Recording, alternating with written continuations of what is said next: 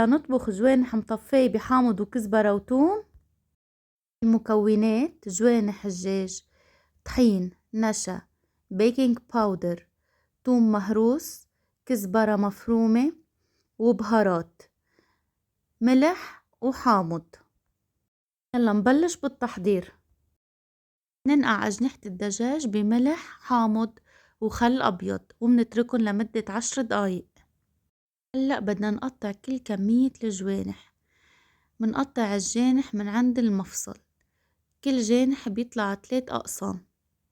منحتفظ بالقسمين الكبار منضيفهم للطبخة، أما القسم الصغير اللي اسمه الضفر منرميه لأنه ما منعوزه أبدا. من بعدها رح نغسل كل كمية الجوانح بالمي ونحطها بمصفاة لنتأكد انه نشفت 100%. بصحن كبير منخلط الطحين مع النشا والبيكنج باودر، ما منضيف ملح أو أي نوع بهار. منحركهم كتير منيح مع بعض لنتأكد انه امتزجوا 100%.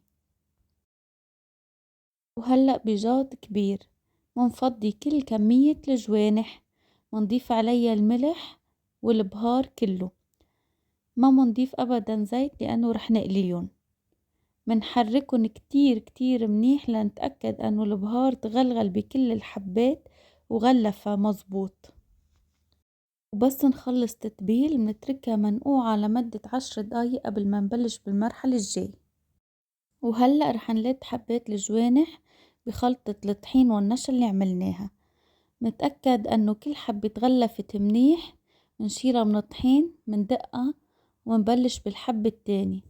نعملهم بنفس الطريقة لنخلص كل الكمية. هيك رح يكون شكل الحبات بس نخلص، ما منضيف أبدا مي وما منعيد عليهم مرة تاني، بكفي مرة وحدة. وهلأ أهم مرحلة هي القلي. نقلي بزيت غزير بطنجرة إلها طبقة، نتأكد أنه الزيت غمر كل الحبات ومنسكر عليهم لحتى يستووا مزبوط. لما يوصلوا لهاللون نتأكد انه استووا 100%. منشيلهم من الزيت ومنحطهم بطنجرة ومنكفي باقي الكمية. سر النكهة اللي بتدوقوها بأشهر المطاعم اللبنانية: عصير حامض فريش، توم مهروس، وكزبرة يابسة. ما منضيف زيت أبدا، منحركهم منيح وما منضيف ملح لأنه التوم مهروس بملح. رغم بساطتها لكن رح تنقل الطبخة لمرحلة تانية. نتأكد أنه خلطناها منيح وامتزجوا المكونات.